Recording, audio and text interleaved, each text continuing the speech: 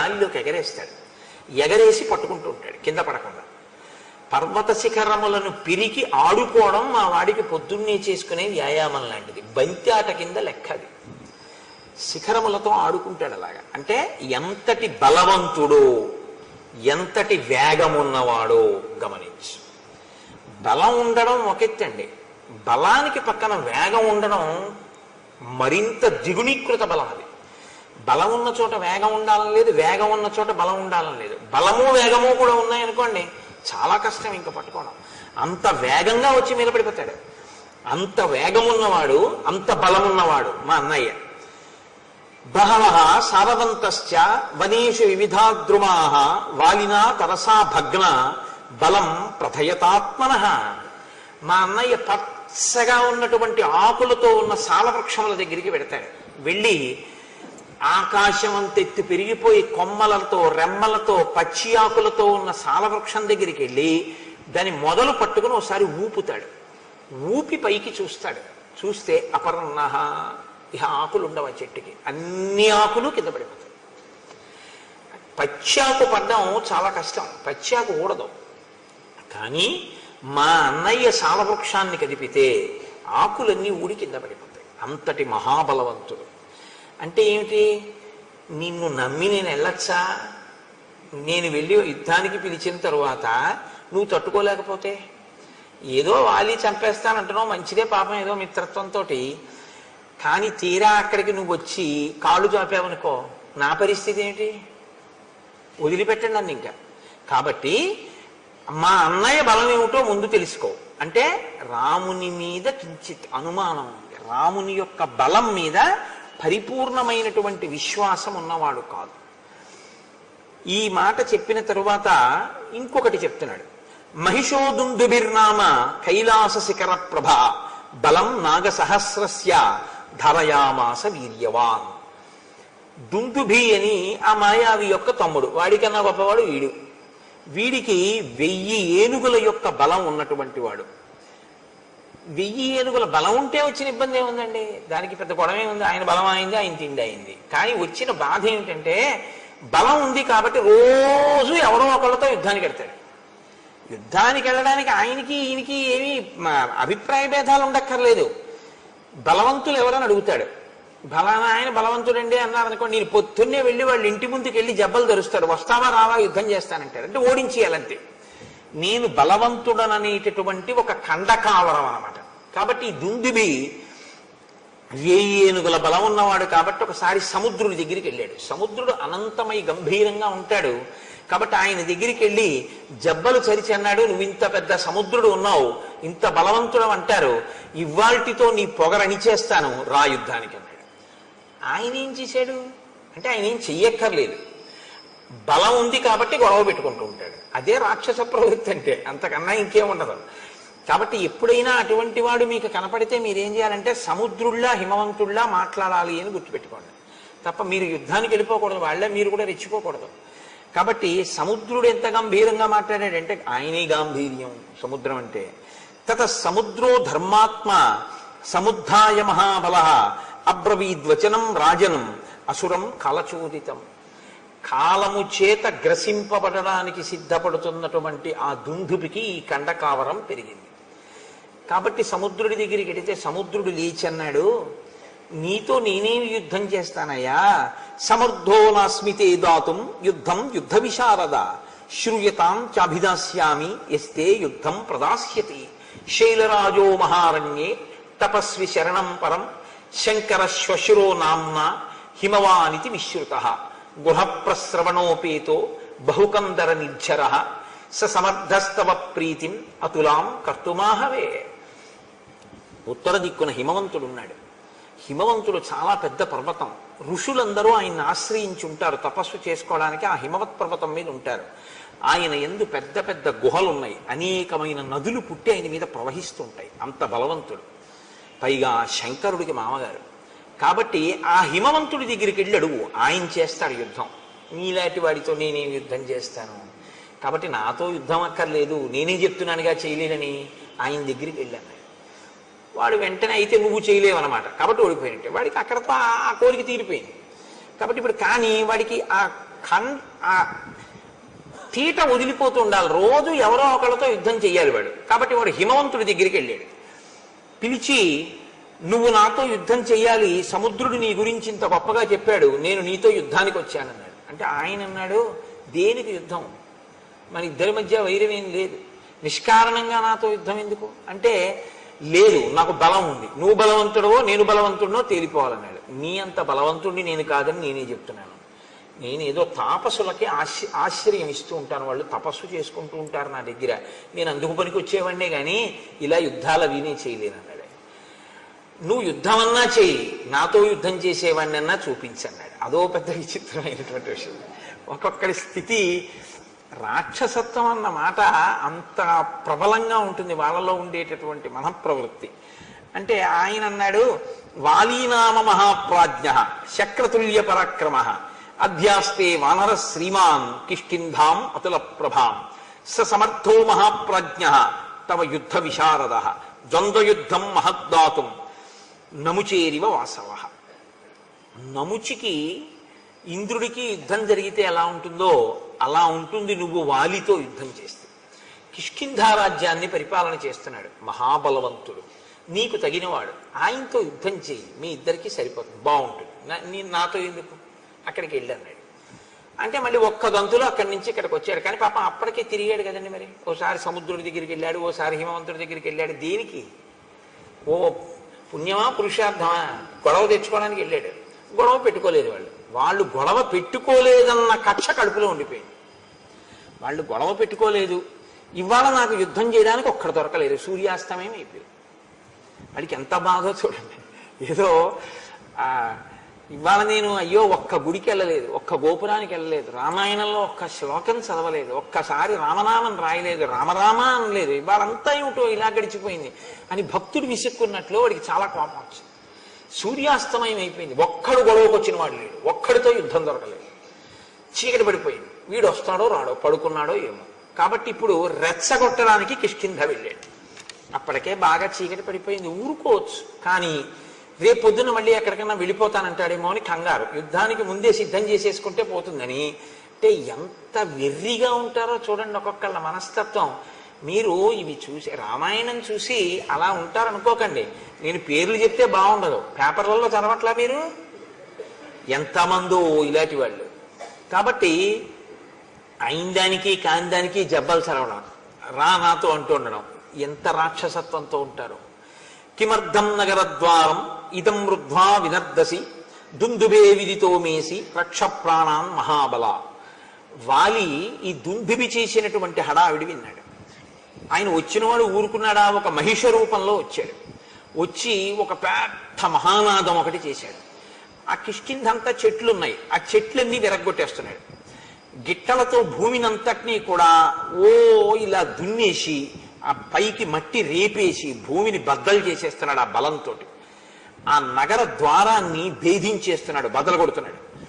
బద్దలు కొడుతుంటే వాలి నిద్ర లేచన్నాడు, ఎందుకురా, ఎవడరా అల్లరి చేస్తున్నవాడు, ఏమిట్రా అంత కంగారు వాడికి, ఎందుకు అలా ఆ నగర ద్వారాన్ని బద్దలు కొడుతున్నాడు అంతే. ఆయన అడిగింది, నాకు నీతో యుద్ధం కావాలి, ఇప్పుడు చేస్తావా రేపు చేస్తావా అని అడిగితే అయిపోతుంది పోనీ. కానీ వీడన్నాడు, అంటే రాక్షసత్వం అంటే మాటలు ఎలా ఉంటాయో చూడండి. అకారణంగా నత్తం స్త్రీ సన్నిధౌ వీర వచనం వక్తుమర్హసి మమ యుద్ధం ప్రయచ్ఛాత్య తతో జ్ఞాస్యామి తే బలం. ఆడాళ్ళ దగ్గర కూర్చొని అరవడం కాదు. అంటే మరి రాత్రి అయిపోయింది, అంతఃపురవాసంలో రాణుల దగ్గర కదా ఉంటాడు. ఆడవాళ్ళ దగ్గరుండి ఏదో పెద్ద వీరుళ్ళ ఎవడరా అని అడగడం కాదు, రా యుద్ధానికి, నీ బలం ఏంటో తేల్చేస్తానన్నాడు. ఎవరసలు వాడు? ఏమీ చెప్పడం, కంగారు. అనుకుని మళ్ళీ ఏమనుకున్నాడో వెంటనే అభయం ఇచ్చి, ఫోన్లే చీకటి పడిపోయాక వచ్చాను కదా అని, అధమాధారయిష్యామి క్రోధమధ్య నిశామి మాం గృహ్యతాం ఉదయ స్వైరం కామభోగీషు వానరా. ఫోన్లే ఎలాగో అలా కష్టపడి రేపు పొద్దుటి వరకు నేను ఈ కోపాన్ని ఇలాగే అట్టి పెట్టుకుంటాను, రేపు పొద్దున్న యుద్ధానికి రా, ఇవాళకి రాత్రి నీ రాణులతో హాయిగా కామోపభోగాన్ని అనుభవించు. ఎందుకు ఆ కోపాన్ని నిలబెట్టుకోవడం? ఎవడైనా కోపం వదిలేస్తానని చూడాలి. ఆయన అంటాడు చాలా కష్టం మీద రేపు పొద్దుటి వరకు కోపాన్ని నిలబెట్టుకుంటానంటాడు. అంటే దుష్టుడి యొక్క మనఃప్రవృత్తి ఎలా ఉంటుందో చూడండి. ఉత్తమే క్షణకోపస్య మధ్యమే ఘటికాద్వయం అధమే స్యాదహోరాత్రం పాపిస్తే వరణాంతక. కష్టపడి కోపం నిలబెట్టుకోవడం ఎందుకండి? అది పోతుంటే హాయిగా వదిలిపెట్టేయాలి దాన్ని. అమ్మాయి మన ప్రయత్నం లేకుండా పోయిందిరా అనుకోవాలి. కానీ వాడికి అలా చిత్తశాంతి లేదు. దాన్ని కష్టపడి నిలబెట్టుకుంటున్నాడు, గిట్టలతో గీరేస్తున్నాడు, చెట్ల కొమ్మలు అంటే రాత్రల్లా అలా చేస్తూ ఉంటాడు. నువ్వేం చెయ్యాలి? వాలి ఏం చెయ్యాలో చెప్తున్నాడు. ఇవాళ రాత్రికి నీ రాణులతో భోగించు. దీయతాం సంప్రదానంచ పరిష్వజ్యచ వానరాన్ సర్వశాఖా మృగేందస్త్వం సంసాదయ సుహృజ్జనాన్. నువ్వు దాన ధర్మాలు ఏమైనా చెయ్యాలనుకుంటున్నావేమో ఇవాళ రాత్రి చేసేసి, ఎవరికేమైనా ఇద్దామనుకుంటే ఇచ్చేసి. పరిష్వజ్యచ వానరాన్, ఎవరైనా నీకు ముఖ్యమైనటువంటి వానరుల్ని చూడాలంటే వాళ్ళని పిలిపించి కౌగిలించేసుకోసారి. ఎందుకంటే ఇవన్నీ అంటే ఖండకావరం నోటి తీట. సర్వశాఖా మృగేందస్వం సంసాదయ సుహృజ్జనాన్. ఒకసారి నీ సుహృత్తులు ఉంటారు, మంచి స్నేహితులు, మళ్ళీ చూడడం ఉండదు, రేపు పొద్దున చంపేస్తాను నిన్ను, అందుకని వాళ్ళందరినీ పిలిచి ఓసారి చూసేసి. అంటే దేనికి చంపేస్తావు? ఏమి కారణం లేదు, తను బలవంతుడు అనిపించుకోవాలి కాబట్టి చంపేస్తాడంతే. సుదృష్టాం కురు కిష్కింధాం కురుష్వాత్మ సమంపురే క్రీడస్వచ సహ స్త్రీభి అహం తే దర్పనాశన. రేపు ఎలాగో నిన్ను చంపేస్తాను ఉదయం, కాబట్టి ఇవాళ ఏం చేస్తావో తెలుసా? ఒకసారి ఆ కిష్కింధా సామ్రాజ్యాన్నంతటిని ఓసారి చూసేసుకో. రాజు కాబట్టి నీకు ఆ మక్కువ ఉంటుంది, ఓసారి ఆ రాజ్యం వంక చూడు. నీకు ఇష్టం కాబట్టి ఆ రాజధాని వంక కూడా ఓసారి చూసేయి. ఇవాళ రాత్రి నీకు ఇష్టమైనటువంటి స్త్రీలు ఎవరున్నారో వాళ్ళతో భోగించి రేపు పొద్దున నిన్ను చంపేస్తాను. యోహిమత్తం ప్రమత్తం వా సుప్తం వా రహితం భృశం హన్యాత్ స భ్రూణ లోకే తద్విధం మదమోహితం. అసలు ఇప్పుడే చంపేద్దరు. ఎందుకు వదిలేస్తున్నానో తెలుసా? నువ్వు తాగి రాణులతో భోగం అనుభవిస్తూ ఉంటావు కాబట్టి నిద్రపోతున్న వాణ్ణి, ఆయుధం లేనివాణ్ణి, యుద్ధానికి సిద్ధంగా లేనివాణ్ణి, ఏదో కామోపభోగంలో ఉన్నవాణ్ణి చంపడం అంటే భ్రూణహత్య, పసిపిల్లాన్ని చంపడంతో సమానం. కాబట్టి నేను అటువంటి పాపపు పనులు చేయనన్నాడు. మళ్ళీ ఇందులో మళ్ళీ పాపపుణ్య విచారణ ఒకటి వాడికి. రాక్షసత్వం అంటే అలాగే ఉంటుందండి, చాలా గమ్మత్తుగా ఉంటాయి వాళ్ళ మాటలు. కాబట్టి రేపొద్దున్న యుద్ధానికి రాను అంటే వాడికి వీడికన్నా సరదా వాడికి. వాడన్నాడు రేపొద్దుడి దాకా అయింది, నేను తాగిన అది వీరరసం, నేను మధుపానం చేసినా అది నన్నేం అడ్డదు, కాబట్టి నేను ఇప్పుడే చంపేస్తాను, రేపొద్దుడి దాకా అయింది, అవన్నీ నాకేం అవసరం లేదన్నాడు అని వెంటనే లోపలికి వెళ్ళి తమేవ ముక్త్వా సంక్రుద్ధో మాలాముక్షిప్య కాంచనీం పిత్రా దత్తాం మహేంద్రేణ యుద్ధాయ వ్యవతిష్ఠత. తన తండ్రి అయినటువంటి మహేంద్రుడిచ్చిన బంగారు మాల ఒకటి ఉంది, ఆ మాల తీసి మెడలో వేసుకున్నాడు. ఆ మాలకి ఒక శక్తి ఉంది, అది తనలోని తేజస్సుని, తనలోని బలాన్ని క్షీణించిపోకుండా మాల స్వీకరించి కాపాడుతుంది. ఎదుటివారి బలాన్ని లాగేస్తుంది అని చెప్పకూడదు మీరు ఎప్పుడు. అది ఆయనలో తేజస్సుని, ఆయనలో బలాన్ని క్షీణించిపోకుండా తనలోకి తీసుకుని కాపాడి మళ్ళీ ఇస్తూ ఉంటుంది. మహేంద్రుడిచ్చిన మాలకి ఆ శక్తి ఉంది. అందుకే అది మెడలో ఉన్నంతసేపు వాలి మరణించాడు. వాలి మరణించాలి అంటే అది మెడలోంచి తీసేయాలి, అది మెడలోంచి తీస్తేనే మరణిస్తాడు. కాబట్టి ఇప్పుడు ఆ హారాన్ని మెడలో వేసుకున్నాడు. వేసుకుని వెళ్ళి ఆ రెండు కొమ్ములు పట్టుకుని ఎవడరా దుందుబి నువ్వే అని అన్నాడు. అవును నేనే అన్నాడు. రేపు పొద్దుడు దాకా ఎందుకు ఇప్పుడు రా అని రెండు కొమ్ములు పట్టుకుని విరిచేశాడు. ఇంత అల్లరి చేసిన వాడు ఏమీ లేదు. 4 పిడిగుద్దులు గుద్దాడు, ముక్కులోంచి, చెవుల్లోంచి, నోట్లోంచి నెత్తురు కక్కుని ఢామ్మని చచ్చిపోయాడు. ఎందుకు ఇంత అల్లరి అంటే ఎందుకు ఎక్కడో హాయిగా పడుకోక ఈశ్వరుడు ఇచ్చిన బలంతో ఎందుకు వచ్చిన గొడవ, ఎందుకు వెళ్ళినట్టు, ఎందుకు యుద్ధం చేసినట్టు, ఎందుకు చచ్చిపోయినట్టు అంటే ఒక్కటే చెప్పవలసి ఉంటుంది, ఖండకావరము. కాబట్టి తం తోలయిత్వా బాహుభ్యాం గతసత్వం అచేతనం చిక్షేప బలవాన్ వాలి వేగే నైకేన యోజనం. అదిగో అప్పుడు మా అన్న వాలి ఏం చేశాడో తెలుసా? ఆ చనిపోయినటువంటి దుందుభిని కోపంతో వాడు కొనప్రాణంతో ఉండగా 2 చేతులతో పైకెత్తి గిర్ర గిర్ర గిర్ర గిర్ర తిప్పి విసిరిశాడు. పర్వతం అంత శరీరం ఉన్నవాడు దుందుభి. ఆ శరీరాన్ని విసిరితే అది యోజనం దూరం వెళ్ళి పడింది రామ. ఇదిగో ఆ పడిపోయిన శరీరమే ఇప్పుడు అస్థిపంజరం అయిపోయింది, ఎండిపోయి అది ఇలా అయిపోయింది. ఆ విసిరినప్పుడు నవరంధ్రములలోంచి నెత్తురు కారుతోందేమో దుందుభి శరీరంలోంచి. తస్య వేగ ప్రవిద్ధస్య వక్త్రాక్షతజ బిందవ ప్రపేతుర్మారుతో క్షిప్త మతంగస్యాశ్రమం ప్రతి. ఆ గాలిలో వచ్చేస్తున్నటువంటి ఆ దుందుబి యొక్క శరీరంలోంచి కారుతున్న నెత్తురు మతంగ మహర్షి యొక్క ఆశ్రమంలో పడింది. ఆశ్రమ ప్రాంగణంలో పడింది. ఆయన బయటికి వచ్చారు. ఏమిట్రా పెద్ద చప్పుడైంది, ఏదో పడిపోయినట్టు అని బయటికి వచ్చారు. బయటికి వస్తే నెత్తురు పడిపోయింది అదంతా. ఆయన వెంటనే ఒకసారి అంతర్ముఖులై చూశారు, ఎందుకు పడింది ఇంత రక్తం అని. దుందుబి శరీరాన్ని వాలి విసిరాడు అని గ్రహించారు. ఆయన అన్నారు, వనమ్మత్ సంశ్రయం ఏన దూషితం రుధరస్రవై సంభగ్నా పాదపాశ్చేమే క్షిపతే హాసురీం తను. నేను ప్రాణప్రదంగా పెంచుకుంటున్నటువంటి చెట్లతో కూడినటువంటి ఈ ఆశ్రమం నేను నివసించేటటువంటి ప్రదేశం. దీన్ని కలుషితం చేశాడు వాలి. ఆ నెత్తుటి ధారలు ఇక్కడ పడేటట్టుగా విసిరాడు దుందుబి కళేవరాన్ని. కాబట్టి ఎవడైతే ఈ శరీరాన్ని ఇలా విసిరాడో వాడు ఈ ఆశ్రమంలోకి అడుగు పెడితే వెంటనే మరణిస్తాడు అని ఊరుకోలేదు ఆయన. సమంతాద్యోజనం పూర్ణం ఆశ్రమం మమకం యది ఆగమిష్యతి దుర్బుద్ధి వ్యక్తం సన భవిష్యతి. నేను ఎంతో కష్టపడి ఈ వనాన్నంతటినీ పెంచి పెద్ద చేసి కందమూలములు తింటూ ఉంటాను. నా బిడ్డల్లాంటివి ఈ చెట్లన్నీ. ఇటువంటి చెట్లన్నీ పాడైపోయేటట్టుగా విసిరాడు ఆ దుందుబి శరీరాన్ని. మరి పర్వతం అంత శరీరం పడిపోతే చెట్లు పాడవండి. కాబట్టి ఈ ఆశ్రమంలోకే కాదు, ఆశ్రమానికి ఒక యోజనం దూరంలో ఎప్పుడైనా వాలి లోపలికి వస్తే వెంటనే వాలి మరణిస్తాడు అని ఆయన అన్నాడు. వాలి ఈ కోపాన్ని పెట్టుకుని తన వాళ్ళని పంపించి పాడు చేస్తుంటాడేమో అని. దివసస్యాస్య మర్యాద యంద్రష్టాశోస్మి వానరం బహువర్ష సహస్రాణి సవై శైలో భవిష్యతి.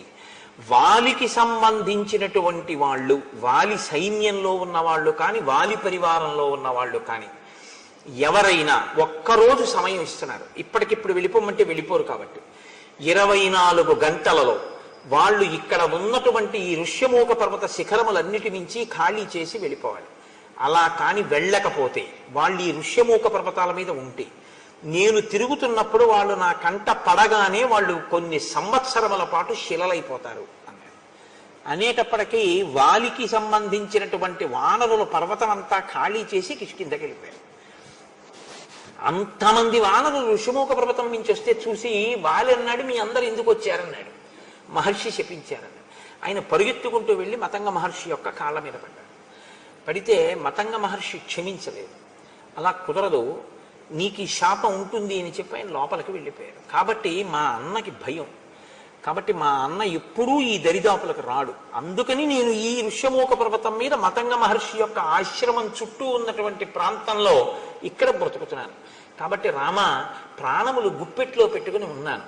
ఇది దుందుబి యొక్క కళేవరం అని ఇప్పుడు రాముణ్ణి ఇంకొంచెం దూరం తీసుకెళ్ళాడు. తీసుకెళ్ళి ఇమే చ విపులాహ సాలాహ సప్త శాఖావలంబిన ఎత్రైకం ఘటతే వాలి నిష్పత్రయితు మోజస. ఇవిగో ఇవే 7 సాల వృక్షాలు వరుసగా ఉన్నాయి చూసావా, ఇవి 7. ఇవే ఉదయం సంధ్యావందనం చేసుకున్న తర్వాత మా అన్నయ్య వచ్చి దీన్ని కదిపేవాడు. దీన్ని ఊపితేనే ఆకులన్నీ రాలిపోతాయి. రామ, మా అన్నయ్య ఇంత బలవంతుడు, ఇంత వేగం ఉన్నవాడు, నేను చెప్పవలసింది చెప్పాను. నీకు నమ్మకం ఉందా వాలిని చంపగలనని అని అడిగాడు. అంటే ఇంత చెప్పినా బలవంతుడు అనుకుంటున్నావా, నిజంగా అంత బలం ఉందా అంటే రాముడేమనలేదు, లక్ష్మణుడు నవ్వాడు. ఆయన అన్నాడు, తథా ప్రమాణం సుగ్రీవం ప్రహసన్ లక్ష్మణోబ్రవీత్ కస్మిన్ కర్మని నిర్వృత్తే శ్రద్ధద్యా వలినోవధం. ఏమి నీకు అనుమానమా, మా అన్నయ్య చంపగలడు వాలిని. వాలికి ఎంత వేగం ఉందో అంతకన్నా వేగం మా అన్నయ్య బాణానికి ఉంది. నీకు అనుమానమా, నేను చెప్తున్నాను మా అన్నయ్య చంపగలడని. అనుమానం ఉంటే ఏం చేస్తే నమ్ముతావు చెప్పు అన్నాడు. ఇప్పుడు ఏమనాలి నిజంగా నమ్మకం ఉంటే? లక్ష్మణుడు ఈ మాట అన్న తర్వాత సరే అయితే రామ నేను యుద్ధానికి ఎడతానన్నాడు. కానీ ఆయన అలా అనలేదు. సుగ్రీవుడు అన్నాడు, నువ్వు ఒక్క బాణంతో ఒక సాల వృక్షాన్ని కొడితే నేను నమ్ముతాను. ఒక బాణంతోటే కొట్టాలి, ఒక్కసారి విడిచిపెట్టాలి. ఆ బాణం ఒక సాల వృక్షాన్ని కానీ కొట్టగలిగితే నువ్వు మా అన్నయ్యని కొట్టగలవు అని నేను నమ్ముతాను. ఎందుకంటే ఒక సాల వృక్షాన్ని కలిగితే ఆకులు రాలేవి కాబట్టి వాలికి. 2 ఈ దుందుబి అస్థిపంజరం ఉంది చూసావా, దాన్ని మా అన్నయ్య ఎత్తి 2 చేతులతో యోజనం దూరం విసిరాడు. నువ్వు నీ కాలి బొటన వేలుతో దీన్ని ఎత్తి 200 ధనస్సుల దూరం విసిరి చూస్తానంటే 400 గజాలు విసిరితే నేను నమ్ముతా అన్నాడు. అంటే సుగ్రీవుడికి నమ్మకం కలిగించడానికి ఆయన కర్మ అండి రామచంద్రమూర్తికి, ప్రయోజనం సుగ్రీవుడిది, పరీక్ష రామచంద్రమూర్తికి. అంత బలం ఉందా లేదా ముందు నాకు చూపించు అంటే డ్రైవింగ్ లైసెన్స్కి బ్రేక్ ఇన్స్పెక్టర్ గారి ముందు ఒకసారి స్కూటర్ నడిపినట్టు సుగ్రీవుడి ముందు రామచంద్రమూర్తి తన విలువిద్యని ప్రదర్శిస్తున్నారు. ఎటువంటి మహానుభావుడు, ఎటువంటి స్థితి. కాబట్టి ఇప్పుడు ఆయన అన్నాడు, సరే నీకు నా బలం తెలియాలి అంతే కదా. అంటే వెంటనే సుగ్రీవుడు అంటాడు, అయ్యయ్యో మీ బలం నాకు తెలియక కాదు, మీరు దేవేంద్రుడు అంతటి బలవంతులు. మీరు దేవేంద్రుడిని ఏమిటి 3 లోకములను నిగ్రహిస్తారు, అంతటి బలపరాక్రమములు ఉన్నవారు. దశరథ మహారాజు గారి కొడుకు, మహానుభావుడివి, అస్త్రశస్త్రములు ఎరిగిన వాడివి. కానీ వచ్చిన ఇబ్బంది ఏమిటంటే మా అన్నయ్య బలం నాకు ప్రత్యక్షంగా తెలుసు, నీ బలం విన్నానంతే, నాకు ప్రత్యక్షంగా తెలియదు. కింతు తస్య బలజ్ఞోహం బలశాలినః అప్రత్యక్షం తుమే వీర్యం సమరేతవ రాఘవ. మా అన్నయ్య యుద్ధాలు చేయడం నేను చూశాను, మా అన్నయ్య ఓడిపోవడం అన్నది నేను చూడలేదు. వాళ్ళెప్పుడు ఓడిపోలేదు జీవితంలో, కాబట్టి వాలి ఓడిపోవడం అన్నది నేను చూడలేదు. బలానా దానికి ఓడిపోతాడని చెప్పడం కుదరదు, అంత వేగం అంత బలం నీకు ఉంది అని నేను విన్నాను, కానీ నేను ఎప్పుడు చూడలేదు. కాబట్టి ప్రత్యక్షంగా చూస్తే ధైర్యం వేరు. కాబట్టి ఓసారి ఇవి 2 చేసి చూపిస్తే నమ్ముతాడు. పైకి నమ్మినట్టే ఉంటాడు, కానీ ఓసారి ఈ కంటితో చూస్తే కానీ నమ్మనంటుంటాడు. సుగ్రీవుణ్ణి అనక్కర్లేదండి, మనందరం అంతే కదా. మీరు కాదు, మీరు పెద్దలు, నేను మిమ్మల్ని అంటలేదు. నా బోటిగాడు ఈశ్వరుడు ఉన్నాడు అంటుంటాను, కానీ ఏమో ఎందుకైనా మంచిది మన గొడవ మనం చూసుకుంటుంటే అంటుంటాం. నమ్మినట్టు ఉంటాం, కానీ అవును ప్రహ్లాదుని రక్షించాడు, అవును రామచంద్రమూర్తి అదేంటి వానరులందరినీ రక్షించారు అంటాం, రామాయణం అంతా చెప్తాం, కానీ మన అపనమ్మకం మందే. సుగ్రీవుడు అంతే. కాబట్టి ఇప్పుడు ఆయన నీకు నమ్మకం కలగడం కోసం నేను ఈ దుందిపి కళేవరాన్ని ఎత్తి విసిరాలంతే కదా అని, ఏదైనా ప్రత్యయోస్మాసు విక్రమే తవ వానర ప్రత్యయం సమరే శిలాఘ్యం అహముత్పాదయామితే రాఘవో దుందువే కాయం పాదాంగుష్ఠేన లీలయా తోలయిత్వా మహాబాహు చిక్షేప దశయోజనం.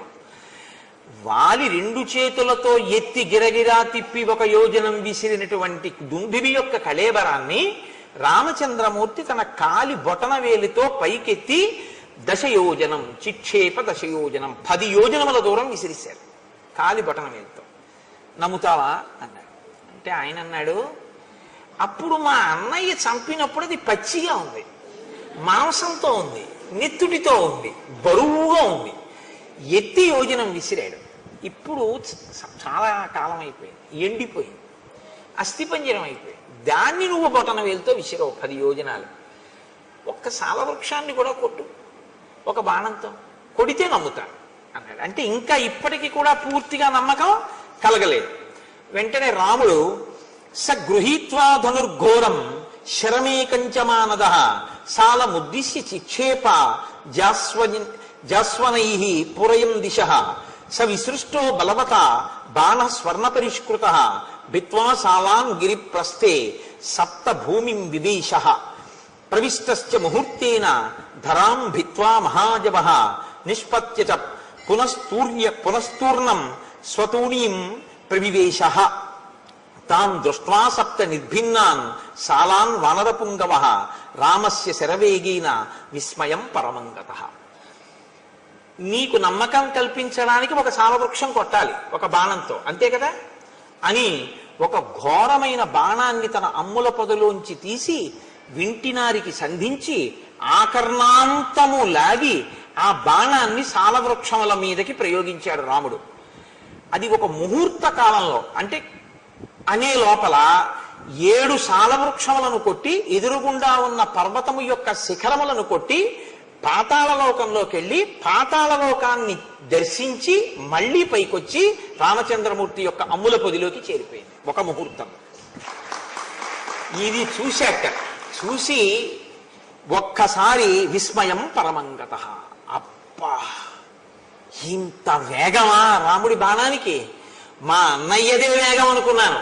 అమ్మో, ఇలా అనేటప్పటికీ బాణం 7 సాలవృక్షములను కొట్టి పర్వతాన్ని కొట్టి ఛేదించి భూమిలోకి పాతాళంలోకి వెళ్ళి పాతాళ వివరాన్ని చూసి మళ్లీ పైకి వచ్చి అక్షయబాణ తూణీరంలోకి వెళ్ళిపోయి చేరిపోయింది. ఇప్పుడు ఏం నిలబడలేదు. ఇప్పటిదాకా ఆయన్ని నిలబెట్టి తను కూర్చుంటాడు. ఇప్పటిదాకా కొమ్మ కొట్టి ఆయన్ని ఇలా కూర్చో అని తను కూర్చోబెడతాడు. ఇప్పుడు చూశాడు రాముడంటే ఏమిటో. ఇప్పుడేం చేశాట?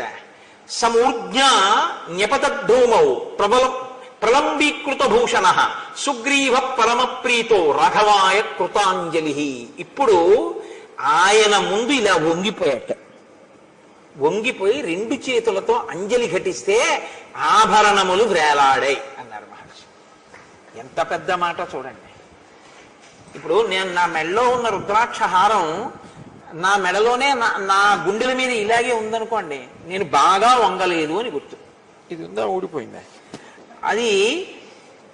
అదే నేను ఒకరి యందు భక్తితో బాగా వంగిపోయి నమస్కరించాను అనుకోండి, ఇలా నా గుండెల మీద ఉన్న హారం ఏమవుతుంది? ఇలా గాలిలోకి వచ్చి వ్రేలాడుతుంది. అంత వంగిపోయాను అంటే గుర్తేమిటి? అవతల వారి యందు అంత భక్తి చూపించాను అని గుర్తు. ఇన్నాళ్ళు ఏమైంది భక్తి అంటే? ఇన్నాళ్ళు రాముడిని అలా చూడలేదు. ఇప్పుడు రాముడు ఏమిటో తెలిసింది. తెలియగానే ఏం చేశాడంటే అంత వంగిపోయాడు. వంగిపోయి అన్నాడు, ఇక వెళ్ళిపోదాం పద, పిలుస్తాను వాళ్ళని అన్నాడు. ఇప్పుడు ఎంత నమ్మకం వచ్చేసిందో చూడండి. కానీ దీని ఫలితం దీనికి ఉంటుంది. ఇది మీరు కిష్కింధకాండలో పట్టుకోవలసినటువంటి ఒక అద్భుత రహస్యం. రాముడు అన్నాడు, పద, తప్పకుండా యుద్ధం చేస్తాను. నువ్వు పిలు మీ అన్నయ్యని, మీ ఇద్దరు యుద్ధం చేస్తుంటే నేను వాలిని సంహరిస్తాను. ఇప్పుడు వెళ్ళాడు, పెద్ద సింహనాదం చేశాడు. ఎవడు రావాడన్నాడు, మీ తమ్ముడే వచ్చాడన్నాడు. వీడికి ఎంత అహంకారం వచ్చిందిరా, ఋష్యమూకం నుంచి దిగి నా ముందుకు వస్తాడా యుద్ధానికి అని వాలి గబగబా బయలుదేరి వచ్చాడు. ఇద్దరు పెనుగులాడుతున్నారు, ఇద్దరు పిడికిటి పోట్లతో పొడుచుకుంటున్నారు, కలియబడుతున్నారు, గుద్దుకుంటున్నారు, తన్నుకుంటున్నారు, ఒకరి మీద ఒకరు కలియబడుతున్నారు, నెత్తురు కక్కుతున్నారు. ఇన్ని చేస్తుంటే రాముడు బాణం వెయ్యలేదు. అంత మెరుపు వేగం కలిగినటువంటి బాణాన్ని రాముడు ఇతనే వాలి అనుకుని వేసేస్తే అది సుగ్రీవుడి మీద పడిపోతే ఇప్పుడు రాముడి పట్ల ఎంత అధర్మం అయిపోతుంది, మిత్రఘాతకుడు అయిపోతాడు. కాబట్టి తతోన కృతవాం బుద్ధిం మోక్తుమంతకరం శరం, అది వేస్తే దెబ్బ తగలడం కాదు, అది చంపేస్తుంది మనిషిని. కాబట్టి బాణాన్ని వేయలేదు, ఆగిపోయాడు రాముడు. ఇప్పుడు తినవలసినన్ని దెబ్బలు తినేసి పారిపోయాడు ఋషిముఖ పర్వతం మీద. పారిపోయి కూర్చున్నాడు తల వంచుకొని. మళ్ళీ రామలక్ష్మణులు వీళ్ళు మంత్రులు వెళ్ళారు. వీరికి తల వంచుకొని కూర్చున్నవాడు రాముడి వంక చూశాడు. రాముడు ఏమనలేదు. సుగ్రీవుడే అన్నాడు, నా మానాన్ని నేనున్నాను, అగ్నిసాక్షిగా మిత్రత్వం చేసుకున్నావు, సాలవృక్షాలు కొట్టావు, మా అన్నయ్యని కొట్టేస్తాను యుద్ధానికి పిలవమన్నావు, నీ మాట నమ్మి యుద్ధానికి వెళ్ళాను, నన్ను చితక పొడి చేశాడు, నువ్వు బాణం వేయలేదు. నేను వాలిని చంపనని ఒక మాట ముందు చెప్తే ఏమై ఉండేది, ఎందుకు పంపావు నన్ను అని అడిగాడు. అడిగితే ఆయన అన్నాడు, నిన్ను రక్షించడానికి వాలిని సంహరించడానికి నేను బాణప్రయోగం చెయ్యాలిగా. మీ ఇద్దరూ ఒక్కలా ఉన్నారు, నేను నిన్ను చూశాను కానీ వాలిని చూడలేదు ఇత పూర్వం. నువ్వు వాలిని పిలవడం ఏమిటి, వాడు యుద్ధానికి వచ్చేసాడు. ఇద్దరూ కలిగిపడిపోయారు.